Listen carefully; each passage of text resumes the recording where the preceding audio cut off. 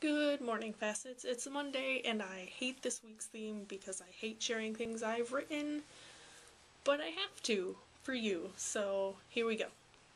It wasn't her fault, but her brother had died when she was only 5 months and 7 days old. Not even half a year, and she was left with half a soul.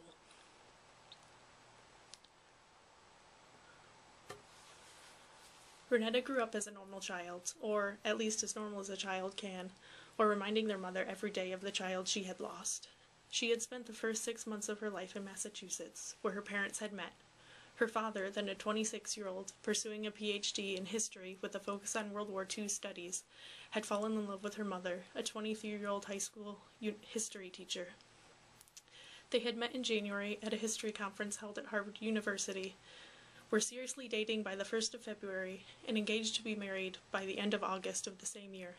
However, they waited until the June of the second year following to get married, as Phillip was yet to be given the title of doctor, and Katherine found being a new teacher plenty stressful without planning a wedding to the mix. Dr. Philip Joseph Baker and Katherine Grace Florence Baker were married in a private ceremony held at the Harvard Faculty Club on June 1st. 5 years and 28 days later, Katherine gave birth to 2 beautiful and healthy babies, whom she and her husband named Gabriel Isaac and Rhenetta Jane.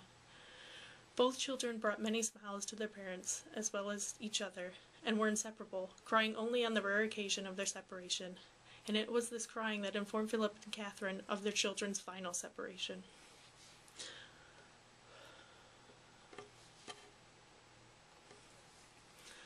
On the night of December the 6th, the twins were put to bed as normal, Gabriel in his crib and Rhenetta in hers, on their stomachs and facing each other.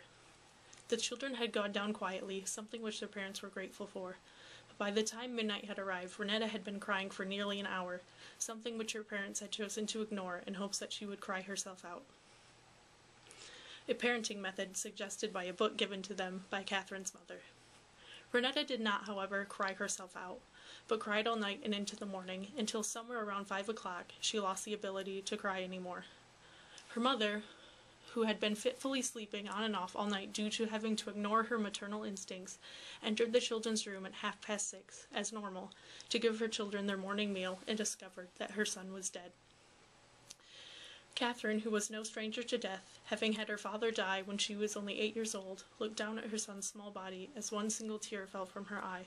She took her son, whose lifeless form had grown cold with the night, in her left arm, and her daughter, whose face still showed rivers of tears, in the right. She held them there, close to her own empty body, until, 20 minutes later, her husband entered the room. "I'm sorry," she whispered, her face cast downward toward her 2 children. Her husband, who had sensed that something was amiss as soon as he entered the room, could only softly say his wife's name, "Katherine." She replied with the 3 words that would haunt all 3 of the living souls in the room for the rest of their lives. "Gabriel, he's gone." The cause of Gabriel's death was never determined, and was thus simply named sudden. His short 5-month life was condensed into the same number of lines in the local newspaper, and he was laid to rest in a nearby cemetery less than a week later. Rhenetta spent most of the day of her brother's funeral in the arms of her father's mother, who had flown from England to say goodbye to her grandson, even though she had only gotten one chance to say hello. Rhenetta did not cry. She did not cry during the wake, nor the funeral, nor at the cemetery. She did not cry during the 4-hour memorial service held at her father's parents' home, even though her mother had forgotten to feed her. She did not cry at all that day, nor the next, nor the next. In fact, Rhenetta Baker did not shed a single tear after the night her twin brother died, not until the day she took Jack home. So that was the first section thing of a novel I've been working on for a long time, and only have not even 4 pages done, because I'm really slow at this and almost never do it. But I really like that part. Probably the best thing I've ever written. It made my little brother cry once, so apparently it's somewhat good. So, Facets, see you this week. I'm glad to be back, and I'm not going to say the catchphrase because I need a new one.